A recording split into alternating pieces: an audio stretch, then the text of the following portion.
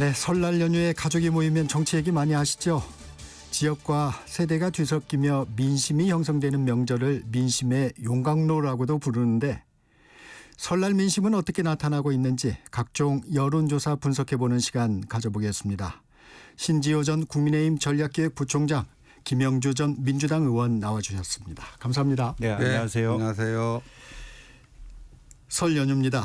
두 분은 정치권에 계신 분인데 명절에 가족들과 만나면 정치 얘기 많이 하시나요? 해도 싸움이 발생하지 않겠다 그런 사람들하고만 합니다. 김영주 의원님 어떻습니까? 저희들은 대체로 정치 지향점이 좀 있으시니까. 예. 그런데 이제 대체로 저하고 비슷하게 모아주려고 말을 아끼죠. 다른 의견들은 다만 이제 제 집사람이 오히려 저하고 입장이 달라서 옥신각신하기도 하고, 예, 좀 이제 너무 민주당이 요즘 도가 지나치게 가는 것에 대해서 저한테 좀 뭐라 그러고 또 한편으로 제 스탠스도 제가 민주당 비판적인 이야기를 하다 보니까 너 그래서 당에서 되겠냐 그런 이제 저를 위하는 우려들을 하기도 하고 또 특히 저희 어머님은 이번 그 계엄 관련해서 이렇게 많이 경로하셨어요. 왜냐하면 손자가 군에 가 있거든. 저는 그게 민심이라고 생각합니다. 일단 정치를 우파 좌파라는 측면이 아니라 아직도 대통령께서 인지하지 못하는 게 자기를 비롯해서 어떤 사람이 어떻게 분노하고 있는지를 잘 모르는 것 같아요. 저희들도 모르는데 우리 어머님은 큰 소리로 화가 나셨거든요. 손자가 속초에서 근무하고 있는 데 대하여 또 의사들 부모들에 대하여 얼마나 분노하겠습니까? 예. 김영주 전 의원은 사모님하고 의견이 좀 다르시다고 그러는데 요즘 젊은이들은 소개팅할 때도 정치 성향을 물어본대요. 그래서 성향이 맞지 않으면 잘 이렇게 서로 사귀지 않고 그렇게까지 한다고 그러더라고요. 근데 미국에서도 비슷한 통계가 있더라고요. 그래요? 네, 결혼하는 커플 보면은 정치 성향이 같은 게 거의 압도적 다수더라고요. 네. 가정의 평화를 위해서 그렇게 하나. 네.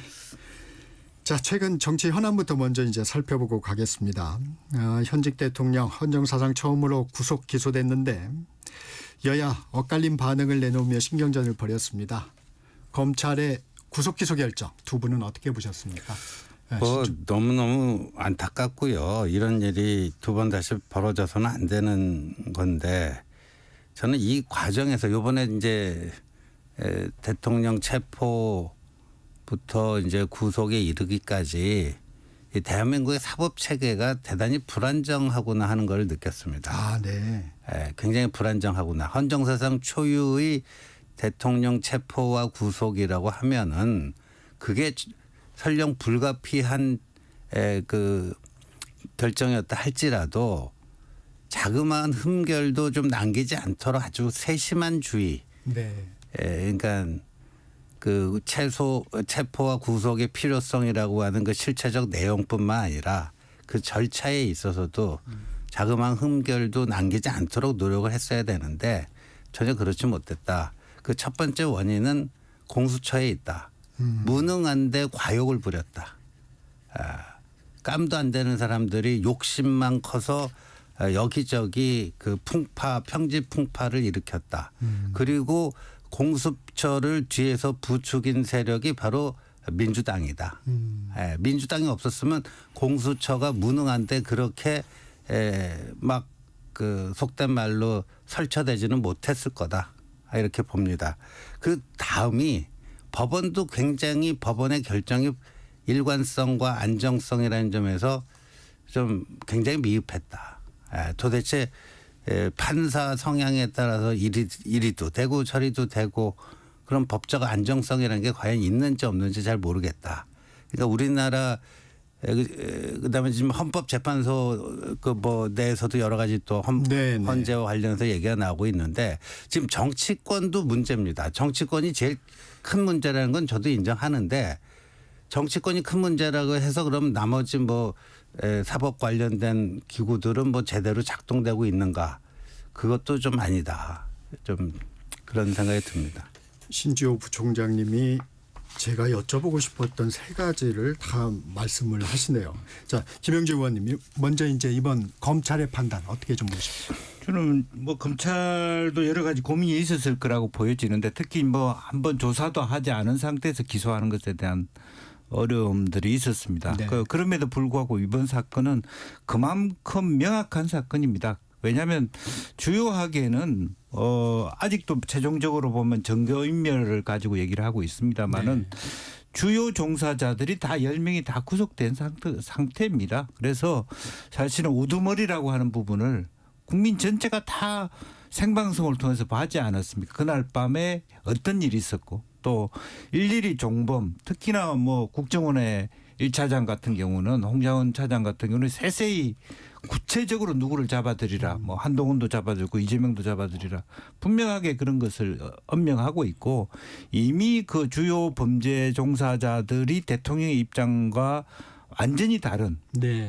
그런 내용들을 솟솟이 진술해 놓고 있었기 때문에 검찰조차도 이게 참 구속 기소라는 부담을 느꼈음에도 불구하고 국민 전체 여론이라든지 그동안의 짧은 시간 동안에 특히 뭐 방금 우리 신조 부총장님께서 뭐 깜도 안 되는 공수처라고 얘기했지만 윤책 변호인들은 깜도 안 하는 그 공수처에 대해서 오전 오패를 했어요.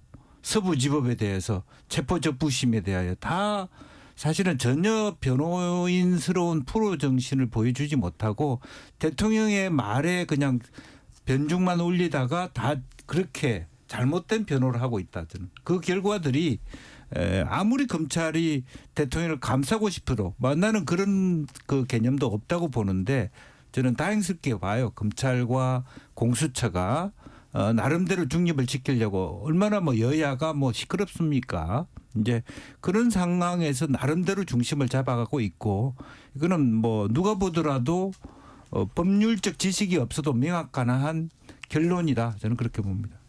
네, 앞에 그 신지호 부총장님이 지적을 해주셨는데 윤 대통령 수사를 놓고 끊임없이 절차적 문제가 제기가 됐어요. 공수처는 내란죄 수사권이 없으니까 직권남용죄를 수사하면서 관련 범죄로 하겠다. 검찰은 이번에는 이제 대통령을 내란죄 외에는 또 내란 외환죄 외에는 수사할 수 없으니까 또 내란죄 부분만 이렇게 했어요. 이게 좀 본말이 전도된 거 아니냐. 이런 절차적 문제. 우리 김영주 의원이 보시기에는 정말 윤 대통령 측의 무리한 문제 제기인지 아니면 우리 신지호 부총장님이 지적했듯이 사법부의 오락가락 잣대 때문인지 아니면 정치권의 정쟁 때문인지 우리 김영주 의원님은 어떻게 생각하세요? 저는 솔직하게 얘기해서 민주당이 설계를 부실하게 했기 때문이라고 인정할 수밖에 없어요. 네. 공수처를 만들면서 물론 민주당은 저희들은 말하면 우리가 만들고자 하는 공수처의 범위보다 훨씬 축소되고 논란이 많았기 때문에 부실을 가질 수 있는 처음부터 잉태할 때부터의 한계가 있었다라고 얘기하지만 전체적으로 수사권에 이번 역사적 초유의 이런 대통령의 내란이라고 하는 것을 상상할 수도 어려운 이런 부분을 조차도 법적으로 빈틈이 없이 설계돼야 되는데 그런 부분에 오락가락할 수밖에 없었다라는 부분이 있었고 그런 의미에서 계속 쟁론을 해왔지 않습니까? 이게 공수처가 수사하는 게 맞냐. 네. 이제 그렇게 있었음에도 불구하고 어쨌든 그러한 문제 제기에 대해서 법원 행정처가 다 문제 없다고 다 얘기해 준 거 아닙니까? 그래서 공수처 스스로가 이게 정당성이 있다기보다는 넓은 범위에서 이제 여러 가지 한계가 있는 현 법 체계 안에서 공조본이라고 하는 경찰과 공수처가 함께 수사하는 넓은 의미를 법원이 정당성을 인정해 준 겁니다. 그리고 체포도 마찬가지잖아요. 최후의 체포적부심에 대해서도 문제없다. 또 서부지법에 대해서도 문제없다라고 얘기했고 본인 스스로가 피해간다고 했지만 어쨌든 영장 전담 판사가 아닌 뭐 휴일에 나와 있는 전혀 다른 판사 앞에서 대통령이 직접 나와서 발언하셨잖아요. 그거로서 이미 스스로가 정당성의 부실 문제를 해결해 주고 갔다. 그렇게 보고요. 다만 그것이 완벽하다는 뜻은 아니기 때문에 이 문제 이후에 아마 법적으로 손질은 저는 필요하다고 봅니다. 네. 그러나 전체적으로 이 일에 무엇이 중요한 부분은 공수처의 부실이 중요한 것이 아니라 대통령이 우리 국민의 한 그 잘못 실제적으로 판단 미스와 절차적 정당성이 훨씬 과하기 때문에 법원 행정처나 법원조차도 사실은 공수처와 경찰, 검찰의 손을 들어줬다. 저는 그렇게 봅니다. 근데 저는 좀 반론을 얘기 안 할 수가 없는데 지금 법원 내부 게시판에도요. 네. 대법원 재판연구관 한 분의 문제 제기로 인해서 또 청주 법원장께서 동의를 댓글을 하시고 달았죠. 이런 겁니다. 이 지금 저런 식으로 이제 쭉 정당화를 시켜 나가잖아요. 그래서 이제 기소를 하고 내란죄로 윤석열 대통령이 그 1심, 2심, 항소심까지 유죄 판결을 받아서 대법원으로 갔는데 대법원은 알다시피 사실심이 아니고 법률심 아닙니까? 법리 적용이 제대로 됐는가. 근데 대법관들이 쭉 보니까 이건 좀 이상하다. 왜? 내란 수사권이 없는 공수처가 체포하고 구속해갖고 그 검찰이 기소를 해가지고 이렇게 된 거다. 만약 거기서 이게 잘못됐다고 판단하면요. 다 무너지는 거예요. 다 무너지는 겁니다. 그래서 제가 윤석열 대통령의 행위가 뭐 무죄다 이런 얘기를 하려는 거 아니에요. 네. 헌정사상 초유의 현직 대통령 체포와 구속이기 때문에 최대한 흠결을 안 남기게 하자. 자, 원칙과 예외가 있습니다. 이럴 때는요. 다소 어렵더라도 원칙으로 가야 됩니다. 문재인 정권 때 검수완박으로 내란죄 수사권은 오직 경찰만 가지고 있습니다. 그럼 적어도 공수처는요. 1차 체포영장 집행 시도가 실패했을 때 그때 경찰로 넘겼어야 돼요. 그걸 왜 못합니까? 안 하는 이유가 뭐가 있죠? 그걸 왜 굳이 공수처가 계속 쥐고 있었어야 됩니까?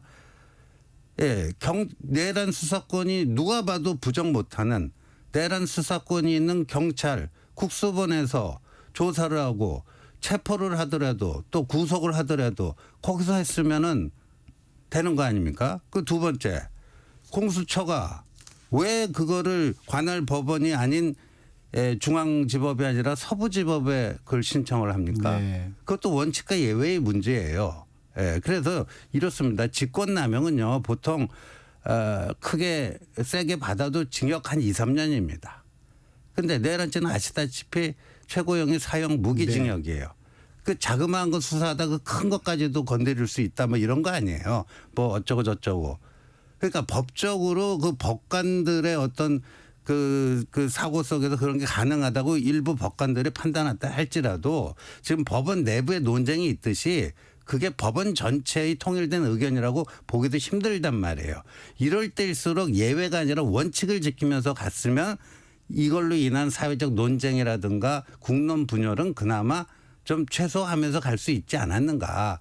거기에 대해서 저는 이거는 굉장히 잘못된 것이었다. 뭐 이미 물은 엎질러졌지만요. 그렇게 봅니다. 김현주 의원님, 네. 여기 지금 재판 과정의 문제도 조금 지적을 해 주셨는데 재판 과정에서 계속 그 절차적 정당성이 문제가 되면 증거 채택이나 이런 부분에서 지금 현재 증언은 상반되는 경우가 많습니다. 그러면 지금 검찰 입장에서는 직접 조사도 못한 상황에서 공소 유지가 좀 가능할까요?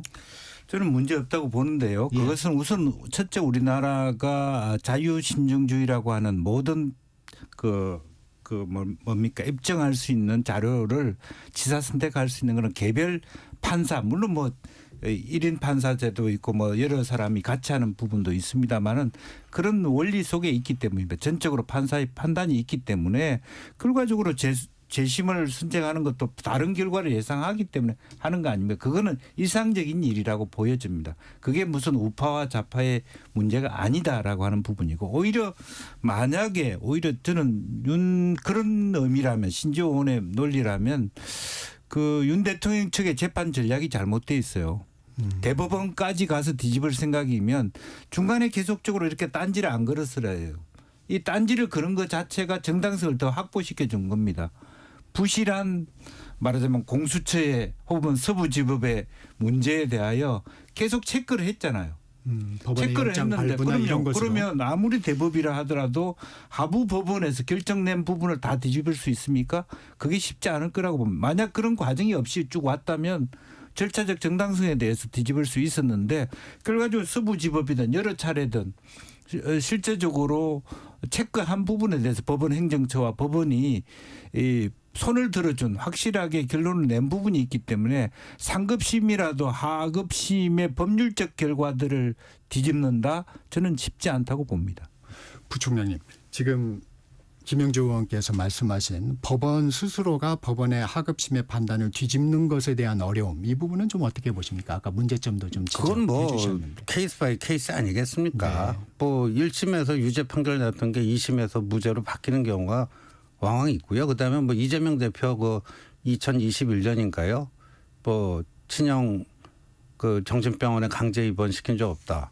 그게 이제 고법에서는 벌금 300만 원으로 정치 못하게 되는 거였는데 대법원에서 뭐 권순일 당시 대법관이 주도해서 무죄 취집 파기환송도 하고 예 그렇습니다. 그러니까 뭐 그거는 케이스 바이 케이스. 케이스다. 예. 그거는 개별 재판의 경우는 그럴 수 있죠. 그런데 네. 이건 적부심이라면 네. 적절하냐 안 하는 걸 심각하게 고민해서 판단한 것을 적절하지 않았다라고 뒤집는 게 쉽지 않을 것이다. 네, 헌재 입장에 대한 문제 좀 넘어가 보겠습니다. 좀 이례적으로 보였는데요. 김용현 전 국방장관 변호인단이 문영배 헌법재판소장 대행을 직권남용 혐의로 중앙지검에 고발할 방침을 얘기했어요. 헌재에서 23일 그때 증인으로 참석을 했었는데 김 전 장관이 증언을 거부하자 문 대행이 그럴 경우에는 증언의 신빙성을 낮게 평가합니다. 이런 얘기를 했어요. 이게 재판상 불이익을 고지했다는 게 이유인데 이건 좀 어떻게 보셨어요? 그거 가지고 저 헌법재판관을 고발한다. 네. 그게 그 본인들이 변호하고 있는 김영현 전 장관에게 플러스인지 마이너스인지 저는 오히려 마이너스가 될 가능성이 네. 높다라고 보거든요. 네. 그러니까 그때 그 상황이 왜 발생을 했죠? 김영현 전 장관이 증인으로 증언을? 나왔는데 네. 윤석열 대통령 측의 그 신문에 대해서는 아주 성실하게 적극적으로 임하면서 반대로 이제 국회 측에 이제 소추인단의 그 질문에는 답하지 않겠다. 그렇죠. 이렇게 선택적으로 증언을 하겠다라는 거 아닙니까? 그렇다면은 누가 봐도 그렇게 의심할 수가 있는 거죠. 그리고 그게 이제 문영배 헌법재판관의 뭐 정치 성향이 뭐 진보 쪽이다.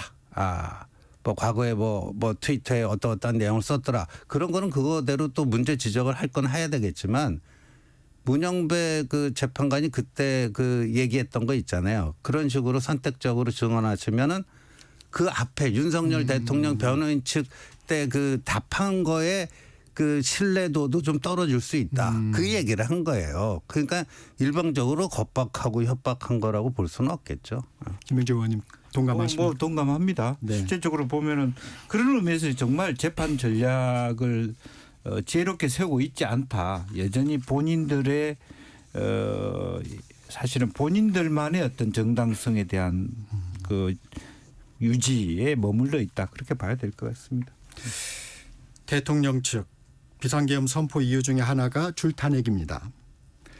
그런데 헌재에서 이번에 이진숙 방통위원장 탄핵 그 심판을 하면서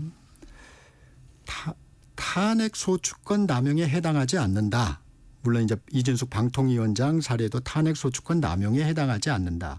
그러면 이 줄탄핵이 계엄을 선포하게 된 원인으로 좀 얘기하는 부분들의 헌재의 기본적인 입장이 나온 거 아닌가요? 어떻게 보십니까? 그렇게 볼 수가 있죠. 네. 예, 그러니까 비상계엄령 발동의 그 실체적 요건이 지금이 이제 뭐 전시 사변 또는 그에 준하는 국가적 비상사태. 그러니까 대통령의 인식은 그 민주당 이재명 그 민주당이 그 폭주 그 핵심 그게 이제 줄탄핵이고 그게 국가 비상사태에 준한다라고 이제 판단을 한 거예요. 상황인시. 네. 예. 근데 그 줄 탄핵이 또 대표적인 케이스가 뭐 취임한 지 하루 이틀 분이 일 안 했는데 바로 탄핵 소추해버린 이진숙 케이스 아니겠습니까? 네. 그게 이제 탄핵 소추권 남용이 아니다 그러면 이른바 계엄의 정당성이랄까? 그런 게 없어지는 게 맞죠. 근데 저는 이런 판단을요. 이렇게 판단을 할 수 있는데 그럼 왜 이런 판단을 했는지에 대한 구체적인 어떤 설시가 있어야 돼요. 예? 그러니까 우리가 공직자들이 제일 많이 그 처벌받는 그 죄목이 요새 뭡니까? 직권남용 아닙니까? 그 국회의원도 공직자 아닙니까? 국회의원의 의원으로서의 권한, 직권 그걸 남용하게 되면 그것도 직권남용인데 국회의원들이 이를테면 직권남용으로 처벌된 적이 있습니까? 없습니다. 국회의원의 직권 중에는요. 탄핵 소추권이 있어요. 그렇잖아요. 이 직권남용죄가 적용되지 않는 유일한 공직이 지금 제가 봤을 때는 국회의원이에요.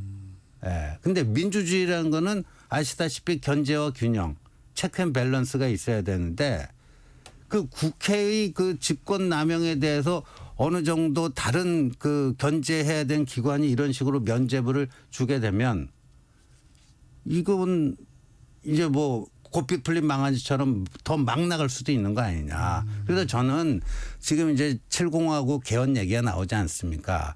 거기서 핵심적으로 다뤄야 될 의제 중에 하나가 바로 이 국회의 탄핵 소추를 비롯한 그 직권남용, 국회의원들의 직권남용을 이렇게 좀 제어할 수 있고 견제할 수 있는 장치가 무엇인가.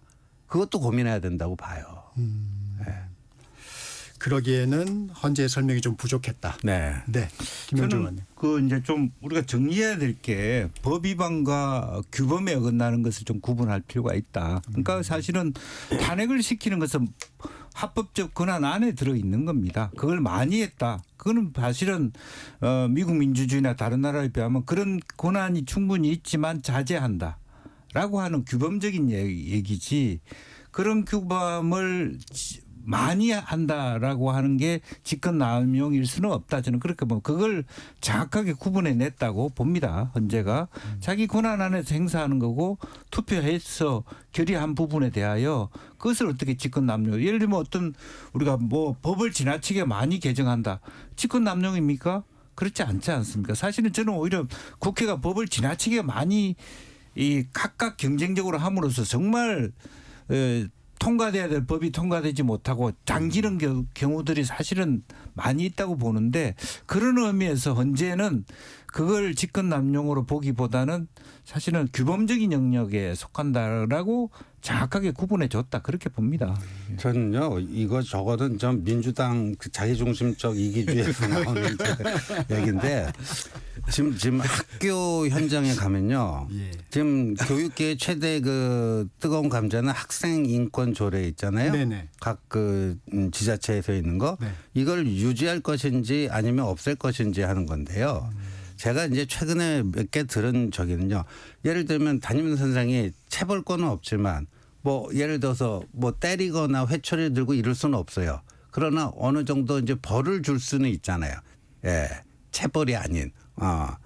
그 예를 들어서 뭐 조금 뭐 수업 시간에 하도 떠들고 그러면 너 좀 나가 있어. 퇴장을 시킨다거나. 네. 예. 근데요, 최근에는 어떤지 아십니까? 이 채점을 하는데 저희 그 유년 시절에 학창 시절에는 이제 그 담임 선생님이나 선생님들이 이제 빨간색 색연필을 가지고 맞았으면 동그라미 치고 틀렸으면 이 사선으로 줄을 하나 긋잖아요. 사선으로. 그렇죠. 사선으로 줄을 하나 긋는데 최근에 그 사선으로 줄을 걷다 해서 그거를 학생이 보는 앞에서 그 빨간색 연필로 사선을 걷다 해서 그게 학생의 인격을 그 침해했다 해서 문제가 된 케이스가 있어요. 네. 예. 근데 이거는 뭐 너 하도 수업에서 막 방해하고 떠들고 그러니까 한 너 30분만 나갔다가 예. 와. 그 정도도 아니잖아요. 네, 본론으로 빨리 돌아오시죠. 그러니까 이 민주당이 29번이나 줄 탄핵을 했는데 하나라도 지금 제대로 된 게 있어요. 그리고 최근에는 자기들이 왜 탄핵했는지 탄핵 사유조차도 제대로 못 밝히는 그러니까 케이스가 저는 오히려 많잖아요. 이준석 그게 그래서 그런 것들은요. 뭐 민주당의 뭐 규범이라는데 그건 어느 정도 양심이 살아 있을 때 통하는 얘기고요. 이런 식의 그 권한 남용에 대해서는 법적인 그 제재 장치가 저는 있어야 된다고 보는 거죠. 김영주 의원님 짧게 네, 발언하시고 그것은 뭐 넘어가겠습니다. 민주당이 정치적으로 책임질 부분이고요. 그래서 그런 줄탄핵의 결과가 이와 같은 최근의 여론조사의 부분 뭐 그런 얘기하겠습니다만은 그렇게 부메랑으로 당하고 있는 겁니다. 그거는 정치적인 문제라고 봅니다.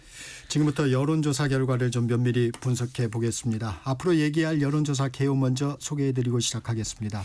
한국갤럽이 지난 21일에서 23일 성인 1000명에게 전화 면접으로 진행한 여론조사, 엠브레인 퍼블릭, 케이스테르 리서치, 코리아 리서치, 한국 리서치가 지난 20일에서 22일 성인 1000명의 전화 면접으로 진행한 전국 지표조사, YTN이 여론조사기관 엠브레인 퍼블릭에 의뢰해서 지난 22일부터 이틀 동안 전국 유권자 1,003명을 대상으로 전화 면접 방식으로 진행된 여론조사를 언급하겠습니다. 위 여론조사와 관련된 자세한 사항은 중앙선거 여론조사심의위원회 홈페이지를 참조하면 됩니다. 먼저 정당 지지율 여쭤보겠습니다. 이 여론조사들을 보면 국민의힘과 더불어민주당의 지지율이 접전을 벌이고 있습니다.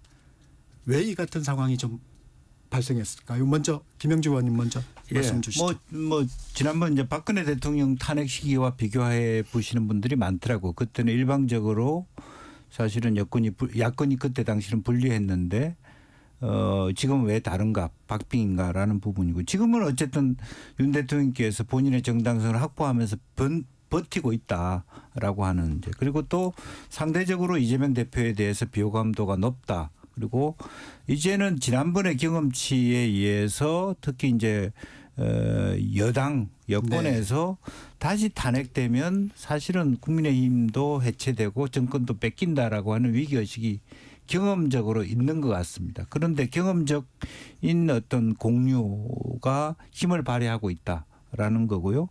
또 중도층에 있어서도 그러면 바로 정권이 민주당한테 가는 것인데 또 이재명이 대통령이 되는 것인데 그게 적절한지 고민에 빠져 있다라고 하는 부분이 이 현재의 상태를 말하고 있다. 그렇게 보여집니다. 네, 신지호 부총장님 시간이 좀 짧은데. 네.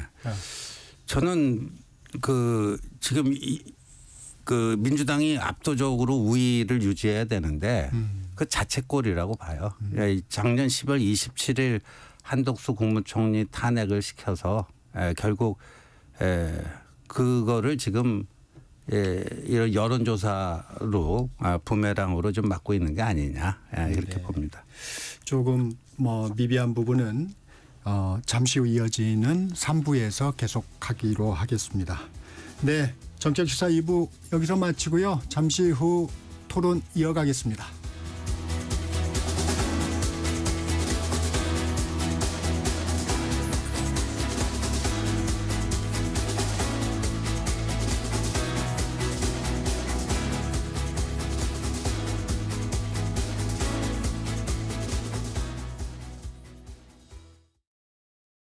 잠시 후 8시 반부터 일부 지역국에서는 해당 지역 방송을 보내드립니다.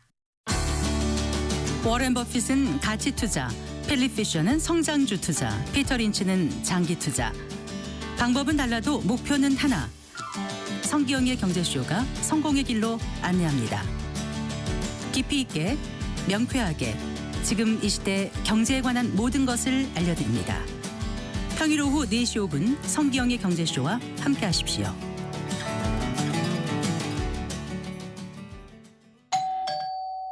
편지 왔습니다. 퇴근길 지친 당신에게 힘이 되는 뉴스를 전해드립니다. 매일 저녁 5시 5분 당신과 함께 읽는 세상 이야기 KBS 1라디오 뉴스레터 K. 지금 시각은 8시 30분입니다. KBS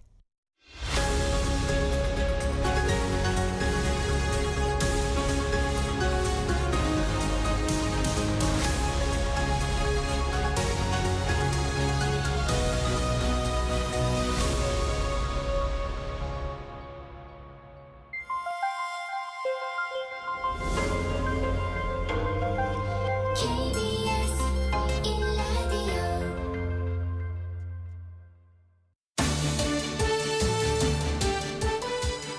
정치토론 이어가겠습니다. 신지호 전 국민의힘 전략기획부총장, 김영주 전 민주당 의원 함께 해주시고 계십니다. 네, 정당 지지율에 대한 여야 입장도 한번 점검하고 가겠습니다. 유승민 전 국민의힘 의원이 저희 프로그램에 나와서 이 정당 지지율이 접전을 벌이는 것, 이게 이제 국민의힘을 변모시키는 데는 독약이다 이렇게 지적을 하셨는데, 신지호 부총장님 동의하시나요? 그런 측면이 있습니다. 지금 이제 그 최근에 반전된 여론조사 결과를 두고요. 제가 파악하기로는 저희 당 내에서도 두 가지 기류가 있습니다. 유승민 전 의원처럼 이렇게 걱정하는, 이게 오히려 쇄신을 그 막아갖고 이게 독약이 될 수 있다. 그런 게 있냐 하면은 이거 괜찮네. 이대로 쭉 가도 괜찮겠네. 해볼만 하겠네. 이게 일시적 현상 아니네. 상당히 견고한 흐름으로 지금 나타나고 있네. 그 두 가지가 있습니다. 김영주 의원님. 네. 민주당은 여론조사 결과를 놓고 보수 과표집에 의한 착시다 이렇게 평가절해 왔는데, 이 부분 어떻게 좀 보십니까? 사실은 그런 부분들이 여야 모두가 있는 거죠. 지금 그동안에 우리가 한국 정치가 일반적인 그 중도층이라든지 정치 무관심층은 여론조사에 대해서 좀 적극적으로 오랫동안 전화를 받지 않지 않습니까? 이번 특히 오늘 우리가 다루는 여론조사는 전화 면접조사인데 상당히 많은 시간이 걸리는 부분인데, 그걸 끝까지 받아내는 것은 사실 일정한 가표집이 있다고 봐야 되겠죠.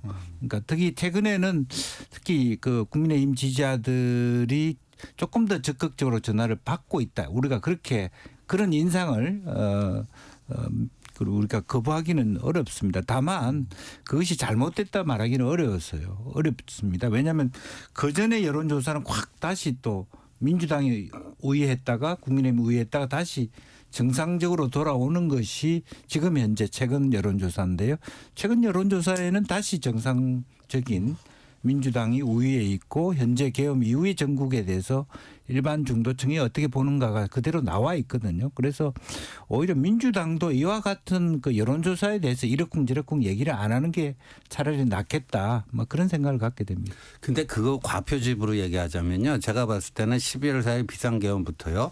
12월 27일 한덕수 국무총리 탄핵까지는 이른바 진보 과표집이었어요. 근데 그 이후로는 보수 과표집이 나타난 거예요. 그러니까 과표집으로 설명하자면 그런 거예요. 근데 민주당은 진보 과표집 시절에 그거에 대해서는 과표집이라는 표현은 안 써요. 자기들이 불리해지니까 보수 과표집이라는 걸 씁니다. 실제로 그 잡힌 샘플에 당신 그 이념 성향, 본인 이념 성향 그 물어보면 그런 그 통계가 읽혀집니다. 네, 그런 의견도 있으시군요. 주목할 부분은 아무래도 이제 중도층의 움직임입니다. 지금 김영주 의원께서도 말씀하셨지만 이 중도층이 좀 돌아오고 있다 이런 말씀도 하셨지만, 갤럽 조사를 보니까요. 중도라고 답한 사람들 중에 차기 대선에서 야당 후보를 지지하겠다는 답변이 여당 후보보다 2배나 더 많았습니다.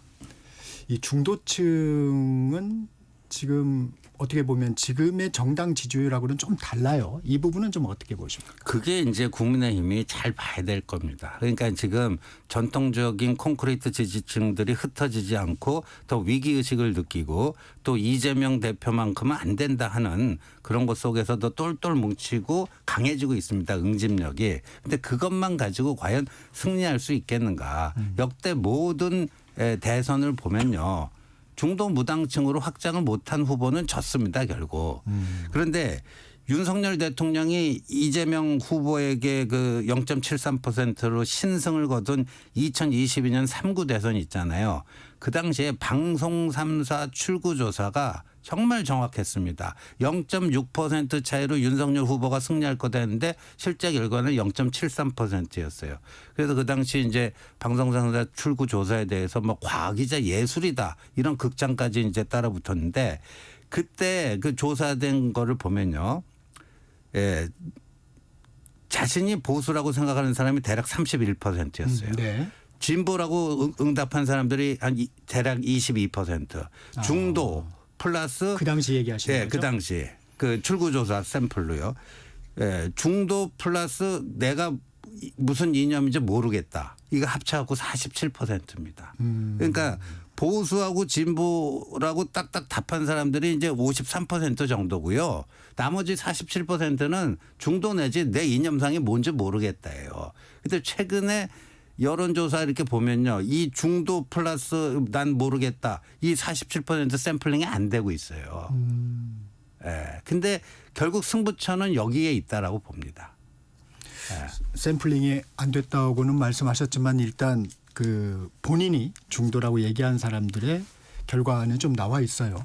민주당 입장에서는 좀 안도하는 분위기입니까? 이런 부분에 대해서. 사실은 안도할 수가 없죠. 뭐 앞에 우리가 이제 정당 지지율 나왔습니다만은 실질적으로 국민들이 현재 대통령이 뭐 계엄을 하고 넋두리하는 방식, 서부지법의 난동의 문제, 또 실제로 그 여당 의원들이 정강훈 목사 집회에서 그 엎조리는 모습 이런 걸 보면서 많이 실망하고 또 계엄 자체는 충격으로 끝났을 수 있지만 그 뒤에 보여지는 여당의 행태 또 대통령의 태도 매우 실망스러울 수밖에 없다. 다시 한번 입장이 정리되고 있다. 그럼에도 불구하고 민주당의 문제가 넉넉치 않은 것은 실질적으로 보면 44% 60% 가까이 되는 50% 이상의 어떤 정권 교체 희구를 이재명 대표가 받아 안지를 못하고 있는 겁니다. 40%대 정도밖에 박스권에 갇혀 있기 때문에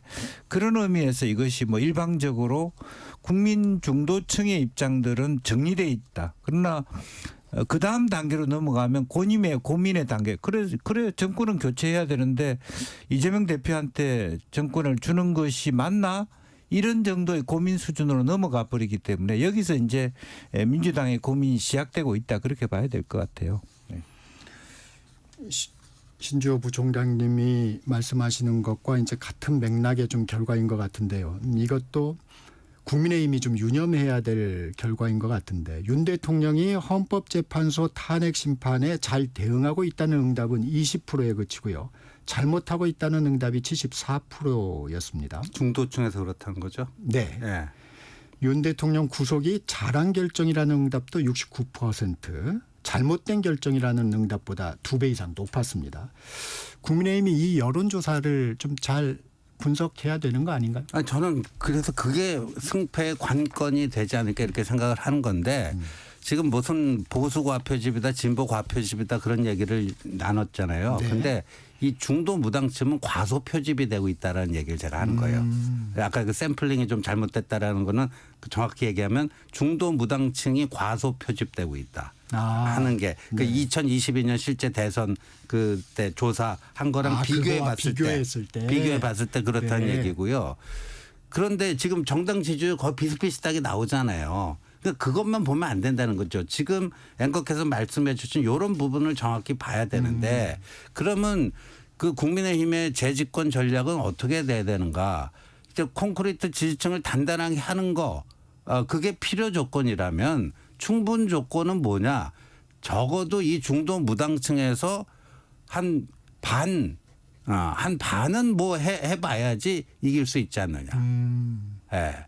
근데 지금 국민의힘에 보면은 어떻게 갈지 이리로 갈지 저리로 갈지 아직 그 노선을 못 정하고 있는 상태가 아닌가 보여집니다.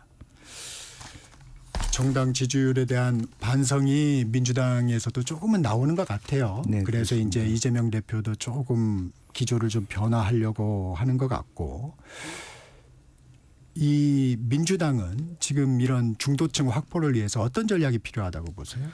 글쎄요. 지금 이제 이재명 대표 본인은 이제 그런 것을 제일 먼저 느끼고 있고 또 대선 주자로 나오고 있기 때문에 예컨대 이제 뭐 기본 사회론 부분에 대해서도 조금 이미지를 바꾸려고 하고 또 혹은 한미 동맹에 대한 이야기도 하고 너무 지나치게 쎄쎄 이렇게 얘기하니까 뭐 중국 러시아하고만 가깝다라는 이미지가 굳혀질까 봐서 우리나라 기본적으로 한미 동맹의 바탕으로 한 한반도 평화 이런 외교 안보 전략의 수정 또 그런 부분들도 너무 지나치게 사민주의적인 측면에서의 어떤 사회복지 정책을 조금 더 가볍게 가져가자라고 하는 부분, 그다음에 그런 어떤 가상자산이라 다른 부분에 대해서도 당내에서 투쟁을 하면서도 조금 유연하게 중도 확장을 하려는 전략. 근데 문제는 본인이 만들어 놓은 이재명 일극 체제 자체가 그 말하자면 이념적으로 굳어져 있어서 이재명 대표의 리더십에 뒷다리를 잡고 있는 형국이라서 상당히 오히려 당내에서 사실은 말하자면 비주류가 한 과거에 보면 15% 20% 있는 것이 훨씬 더 역동성이나 변화에 수월할 텐데 이도저도 못하는 부분, 그리고 특히나 가장 중요한 거는 아무래도 국민들이 보더라도 사법 리스크를 극복하는 건데 그것은 본인이 컨트롤할 수 있는 사항이 아니지 않습니까? 그래서 만에 하나라도 선거법 2심에서 그야말로 당선 무효형이 생겼을 때 이 문제를 스스로 해결할 수 있는가, 이것이 가장 큰 난점이다, 그렇게 보여집니다. 근데 저는 중도 무당층 포섭에 있어서는 국민의힘이 훨씬 더 유리한 조건에 있다라고 봐요. 지금 일단 수치는 안 좋게 나오잖아요. 네. 근데 왜 그런 포텐셜 잠재력을 갖고 있다라고 보냐면 이재명 대표는 뭐 거의 일극화돼 갖고 거의 뭐 기정사실화 된 거 되고 있잖아요. 근데 이재명 대표 하면은 국민들이 기존에 가졌던 이미지가 있어요. 뭐 개딸의 극성스러움이라든가 그 좀 약간 좀 잔인한 측면이라든가 뭐 등등 해갖고요. 그러니까 암만 중도연 이미지 바꾸려고 탈색을 하려고 그래도요. 뭐 호박에 줄 긋는다고 수박 되느냐 이런 식의 평가가 나올 수가 있는 거예요. 네. 이재명 대표가 기존에 국민들 뇌리에 각인시켰던 자신의 이미지가 워낙 세기 때문에 쉽게 그게 탈색이 안 될 거라고 봐요. 근데 지금 국민의힘은요. 각종 여론조사 보면 이제 빅4가 거의 이제 나오지 않습니까? 요쪽 강성 보수 쪽에 이제 김문수, 홍준표가 있고요. 네. 온건 보수 쪽에 한동훈, 오세훈이 있는 겁니다. 예. 근데 이 강성 보수 후보가 만약에 국민의힘의 대선 후보가 되면 중도 확장이 쉽지는 않아요. 쉽지 않아요. 그러나 이 한동훈이라든가 오세훈 이런 온건 보수가 만약에 후보로 되면요. 훨씬 더 중도 무당층의 소구력이 있습니다. 그래서 이재명 대표하고 만약에 그런 식으로 구도가 잡히게 되면 굉장히 더 유리할 수 있다라고 보는 거죠. 네, 지금 거의 이제 차기 대통령 적합도에 대한 부분을 말씀을 꺼내 주셨으니까 잠시 전하는 말씀 듣고 이 차기 대통령 적합도에 대한 여론조사 내용 살펴보겠습니다. 네, 전격시사 설 연휴 교통정보입니다. 설 연휴 나흘째인 오늘 전국 고속도로 차량 흐름은 아직까지는 크게 막히는 곳 없이 원활합니다. 오늘 고속도로 정체 귀성 방향은 오후 12시에서 1시 사이 가장 심하겠고요. 밤 8시 넘어서야 풀리겠습니다. 귀경 방향 정체는 오전 11시에서 12시 사이 가장 심하고요. 밤 10시 이후로 풀릴 예정입니다. 경부고속도로 서울 쪽입니다. 수원에서 기흥휴게소까지 막히고요. 동탄 분기점에서 남사 부근까지 밀립니다. 서천 공주간고속도로 서천 쪽인데요. 부여 분기점 1차로는 승용차 단독 사고 처리하고 있습니다. 영동고속도로 인천 방향 진부 1터널에서는 화물차 사고 나서 처리하고 있고요. 용인휴게소에서는 1차로에 승용차 있어서 처리하고 있습니다.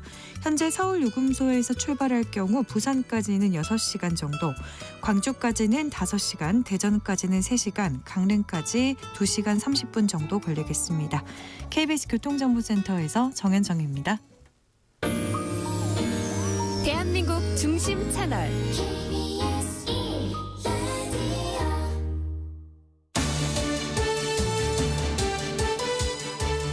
정치토론 이어갑니다. 신지호 전 국민의힘 전략기획부총장, 김영주 전 민주당 의원 함께 해주시고 계십니다. 네, 차기 대통령 적합도 관련 여론조사 살펴봅니다. YTN이 엠브리엠 퍼블릭에 의뢰한 조사에서 민주당 이재명 대표와 오세훈 서울시장이 양자 대결에서 각각 41%, 이재명 대표와 홍준표 대구시장 양자 대결도 각각 41%로 동률로 나타났습니다. 이 대표와 여권 후보가 동률을 기록한 건 처음인데 이 부분은 좀 어떻게 보셨습니까? 신조 부총장. 이 부분이 이제 상당히 국민의힘으로서는 이제 고무적인 수치인데 아까 이제 이 여기서도 마찬가지지만 중도층에서는 좀 밀리고 있는 결과가 나오지 않습니까? 그래서 이거가 고무적이지만 보완해야 될 점이 무엇인지를 정확히 뽑아내야 됩니다.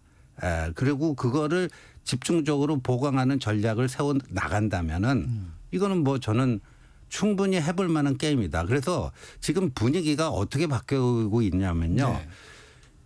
이재명 대표를 어떻게든지 조기 대선이 치러진다면 거기 못 나오게 해야 된다. 그러니까 사법 리스크 그 재판 절차 진행을 빨리빨리 신속하게 해서 못 나오게 해야 된다. 처음에는 그렇게들 많이 생각했어요.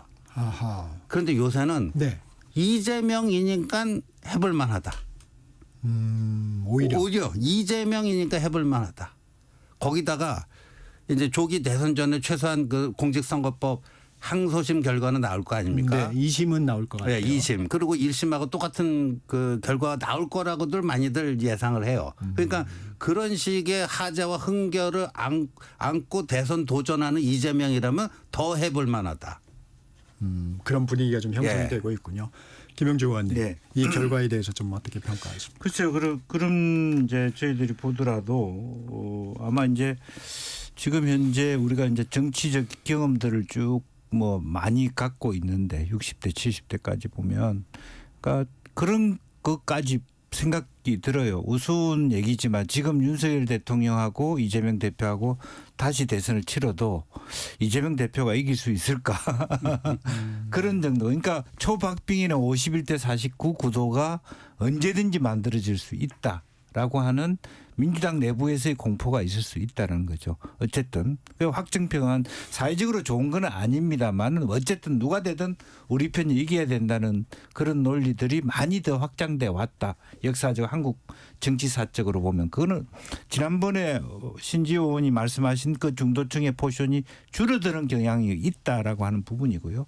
또 그만큼의 이재명 대표의 비호감도가 물론 다자구도에서는 압도적 1위를 하고 있습니다만은 그래도 30%를 넘지 못하고 있고 또 사실은 대결적 구조에서도 45% 박스권에 갇혀 있거든요. 지지율이 박스권에 갇혀 있는 결국에는 아무리 그 다른 후보들이 낮다 하더라도 여당 후보가 맥시멈 예컨대 이재명 대표가 47%에 갇혀 있으면 저쪽에 이기는 겁니다. 지금 현재는 아무런 의미 없는 데이터가 된다고 봅니다. 그것이 민주당의 고민일 수밖에 없고 중도 확장성이 오히려 이재명 대표가 없기 때문에 정확하게 국민의힘도 그걸 파악하기 시작한 거거든요. 이재명 대표하고 해보면 결과적으로 이길 수 있다. 예컨대 미국 대선도 바이든 후보하고 물론 이번에 많이 차이가 났습니다만은 오히려 더 후보 교체하는 것이 더 약진할 수 있다는 그런 가능성들이 있는 거 아닙니까? 이번 미국 대선은 구도적으로 전혀 다른 어떤 내용들이 포함되어 있습니다만은 이제 그런 의미에서 지금 민주당의 고민은 이재명 대표가 현재 갇혀 있는 박스권을 탈출해서 더 50% 넘어갈 수 있는 후보인가라고 하는 것을 스스로 또 집단적으로 보여줘야 되는 상황이다. 따라서 이 데이터가 굉장히 민주당으로서는 먹구름이다. 그렇게밖에는 볼 수 없을 것 같습니다. 이재명 대표의 확장성에 대해서는 제한될 수밖에 없다. 뭐 이렇게 보십니까? 신지호. 저희들은 그렇게 보고 있습니다. 지금 그러니까 이제 아까도 얘기 나왔지만 이미지 변신을 시도하잖아요. 네. 근데 워낙 기존 이미지가 세게 국민들 뇌리에 각인돼 있기 때문에 그게 수월하지는 않을 거다라는 거고 그리고 정치는 상대성 게임 아닙니까? 상대평가고 상대가 누군가에 따라서 결과가 뭐 이리 갈 수도 있고 저리 갈 수도 있는 건데 아까 말씀드린 것처럼 저희 당의 후보 이재명의 대항마가 누구로 되는가 그게 결정적인 전 승패를 가를 수 있는 그 갈림길이 되지 않을까 봅니다. 저희가 좀 의외였던 거일 수도 있고 김문수 고용노동부 장관 네. 있잖아요. 그 지지율이 여권 내에서 지금 가장 앞서는 결과들이 나오고 있어요. 이 부분은 좀 어떻게 평가하십니까? 그거는 뭐 이제 일부에서는 뭐 가만히 전략이 통했다. 그러니까 뭐 국회 본회의장에서 다 일어나서 국무총리를 비롯해서 국무위원들 일어나서 기립해서 고개 숙이고 사과를 했는데 가만히 앉아 있었기 때문에 이렇게 된 거다. 뭐 이런 건데 저는 그거는 그냥 아주 표피적인 분석이라고 보고요. 네. 김문수 장관의 지지율은 윤 대통령 지지율이 그대로 반사돼 갖고 투영된 거예요. 그러니까 이게 윤 대통령 지지율이라고 봐야지 김문수 장관의 지지율이라고 봐서는 저는 아니라고 보고, 그런 점에서 김문수 장관은 이 조기 대선 국면에서 독립 변수라기보다는 윤 대통령의 종속 변수다. 따라서 향후 헌법재판이라든가 이제 기소 이후에 형사재판 과정에서 윤 대통령이 어떠한 이제 또 언행을 하시고 거기에 대한 국민적 평가가 어떻게 되는가에 따라서 김문수 장관의 그것도 더 오를 수도 있고 내려갈 수도 있고 막 그런 거라고 봅니다. 김문수 장관의 부상, 김영주 의원은 어떻게 평가하십니까? 아니 방금 이제 그 해설을 해주셨는데 저는 딱 그게 고착화돼 있다고 봅니다. 그러니까 윤 대통령의 말하자면 그 극우조, 그러니까 사실은 국민의힘과 자유통일당에 겹쳐 있는 맥시멈이 37% 정도다, 윤 대통령의 측면. 그러면 사실은 뭐 이재명 대표 입장에서는 제일 좋은 카드죠. 확장성이 없는 37%. 저는 그렇게 이해할 수밖에 없고, 또 방금은 뭐 더 높아질 수도 있고 했는데 저는 그거는 동의할 수 더 높아질 수 없는 숫자다. 시간이 가면 갈수록. 지금 윤 대통령이나 뭐 변호인들이 뭐 대변하는 것이 국민들이 다 보고 있지 않습니까? 거짓말장이다, 그런 느낌들을 확 받아요. 그리고 실제로 그런 최근에 윤 대통령의 지지율이 조금 다시 회복한 것에 대해서 고개 숙이는, 그것이 마치 큰 힘이 될 것처럼 착각하는 그것에 대한 믿음 가지고는 이번 대선에 이길 수 없다. 아까 우리가 보다시피 중도층이 이 판서를 어떻게 보느냐라고 하는 것으로 보면 택도 없는 얘기다라고 보여지고요. 그러니까 국민의힘의 앞으로 향후 과제는 김문수 후보나 홍준표 후보가 아닌 후보로 뽑아낼 수 있느냐. 즉 지금 현재는 한동훈 대표가 제일 낮은데 당에서 거의 축출되듯이 된 한동훈 대표가 이번 계엄으로부터 가장 자유로운, 그리고 중도 확장성이 높은데 그 부분이 실제적으로 당에서 대선 후보로 나왔을 때 후보가 될 가능성이 있느냐, 이 문제. 역으로 보면 민주당에서는 이재명 대표가 아닌 사람이 더 좋은 사람이 나온다면, 이제 가령 뭐 김부겸도 있을 수 있고 김동연도 있을 수 있고 심지어는 뭐 예컨대 임기 단축 개헌을 통해서 뭐 정세균 전 총리도 나올 수도 있다면 그 부분들이 훨씬 더 중도층에다 맥힐 수 있는 부분인데, 그렇게 변화할 수 있느냐 민주당에서, 그것이 각각 당내에서 가지는 고민이다, 저는 그렇게 봅니다. 신조국 청장. 네. 최근 비명계의 움직임은 어떻게 좀 보십니까? 비명계는 좀 이제 이 여론이 요동치니까 그 예상했던 것보다도 행보가 좀 더 빨라지고 그리고 확산 속도도 굉장히 빠른 것 같아요.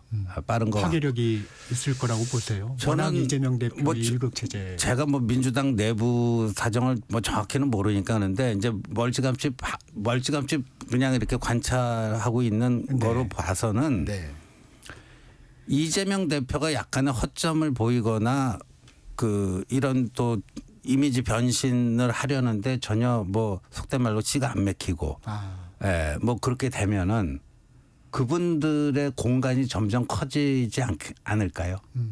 그분들의 공간이 점점 커질 수밖에 없고, 그다음에 이제 2월 수요일마다 그 선거법 재판이 4차례가 있습니다.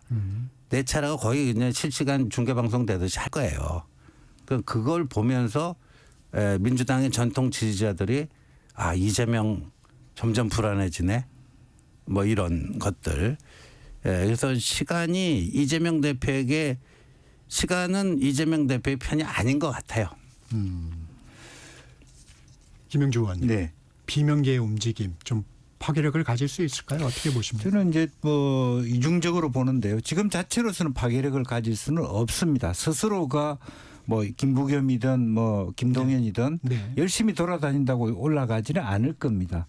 다만 지금 현재는 어쨌든 그래도 민주당이 지지 기반 지역인 호남에서 그런 고민을 하고 있다. 호남의 여론조사 이런 거 보면 조금 고민들이 있었다. 지난번 전당대회에서도 호남에서의 대응이라든지 그때는 또 조국 혁신당도 있었지 않습니까? 이제 그런 부분들이 잉태돼 있기 때문에 아무리 이재명 일극 체제라 하더라도 호남의 국회의원들이 영원한 말하자면 이재명 대표에 대한 충성을 보여줄 수는 없어요. 그 지역을 가보면.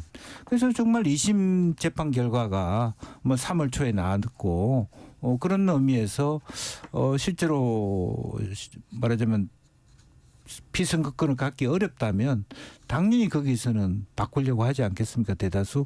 그러면 그런 데 대해서 동의하지 않기는 어렵다라고 보고 아마 그런 노력, 그런 고민이 제가 확인한 바로는 시작됐다고 저는 느껴져요. 특히 호남 민주당 원로들 사이에서 이제 그런 부분들이 의외로 커지면 그다음에 그러면 우리 선택을 그러면 김부겸한테 집중할 거냐 혹은 뭐 김동연한테 그거는 또 그다음 문제라고 보여집니다.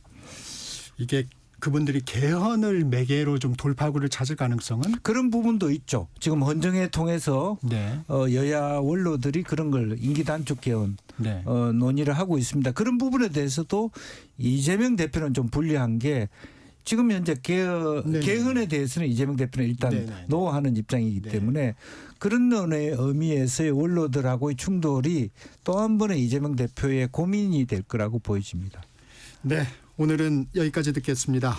신지호 전 국민의힘 전략기획부총장, 김영조 전 민주당 의원과 함께했습니다. 고맙습니다. 네, 감사합니다. 고맙습니다.